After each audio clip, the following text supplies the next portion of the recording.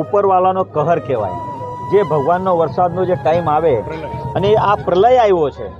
વરસાદ તો ઠીક છે, પરંતુ આ વરસાદનો પ્રલય આવ્યો છે અને દર વર્ષની જેમ અતિ વરસાદના કારણે મીઠી ખાડી આપણે સતત ભરતી હોય છે અને આ વર્ષે પણ ખૂબ મોટી પ્રમાણમાં વરસાદ થવાના કારણે અને ટૂંક સમયમાં વધારે વરસાદ થયો છે.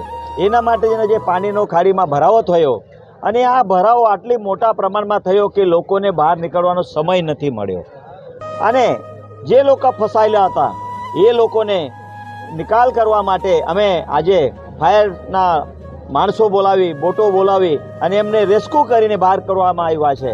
તમામ લોકો પીડિત છે, લગભગ 60 થી 70 લોકોને બહાર કાઢ્યા છે. બ્રિગેડ દ્વારા કેટલા બોટો આવ્યો છે? બોટો 4 બોટો આવેલી હતી. 4 બોટ છે. હા. શું જરૂર છે તે જે લોકો જો ફસાયેલા છે કે જે વધારે પાણીનો ફ્લો આવે છે એ ફ્લોના લીધે આગળ એમનાથી આવવાતું નથી, એ લોકોને તૈરવા તો આવતું નથી. એના લીધે ફાયરની બોટો લાવીને એમને રેસ્ક્યુ કરીને બહાર કાઢવામાં આવે. જે સ્થળ પર જઈને કામગીરી કરવું એ અતિ મહત્વનું હોય છે. લોકોને સુવિધા મળે, લોકોને મદદ કરવા માટે આગળ આવે, આ ખૂબ મોટી વ્યવસ્થા હોય છે. શું જરૂરી છે લોકો માટે જે ખાવાની પીવાની બધી બહુ બધી તકલીફ થાય છે લોકોને? નીકાળવાની જરૂર. હવે આપણે પહેલાં તો જેને બહાર કાઢવાનું હતું, ઉંમરલાયક લોકો હતા, એમને બહાર કાઢ્યા. હવે જેમને ફ્રૂટ પેકેટ પહોંચાડવાની વ્યવસ્થા ચાલુ છે, ઘણા બધાને મળ્યા છે, ઘણા બધાને પહોંચવાડવાની કામગીરી ચાલુ છે. એમાં હવે થોડું ઘણું લેટ બી થઈ શકે, પાણીની વ્યવસ્થા છે. બધું તમામ રીતે અહીંયાના લોકોએ સારી એવી મહેનત કરીને વ્યવસ્થા કરી છે. Advocate Javed Mirza, joint secretary Maharashtrian Muslim Samaj. અમે લોકો અત્યારે જે કુદરતી આપદા આવેલી છે તેમાં રાહત કામગીરીમાં હતા.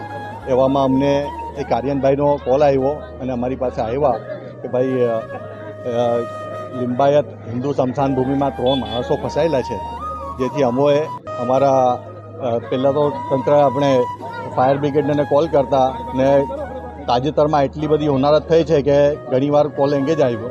એટલે અમે અહીંયાના સ્થાનિક કોર્પોરેટર વિક્રમભાઈ પાટીલ અને સામાજિક આગેવાન પ્રણયભાઈ રાજપૂત એડવોકેટનો સંપર્ક કરતા તેમણે ઇનિશિયેટિવ લઈ ફટાફટ અહીંયા ફાયરના લાશ્કરોને લાવી ને હિન્દુ સ્મશાન ભૂમિમાં જે 2 લોકો ફસાયેલા હતા એમને તરત જ રેસ્ક્યુ કરી બહાર લાવ્યા.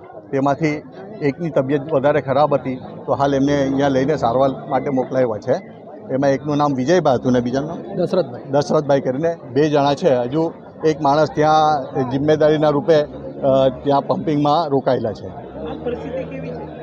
પરિસ્થિતિ અત્યંત વિકટ છે. આ કુદરતી આપદા છે, એમાંથી બધાએ સાથ સહકાર આપીને ને તકેદારી રાખીને કામ કરવાનું છે. જે અંદર લોકો ફસાયેલા છે એમને બી હું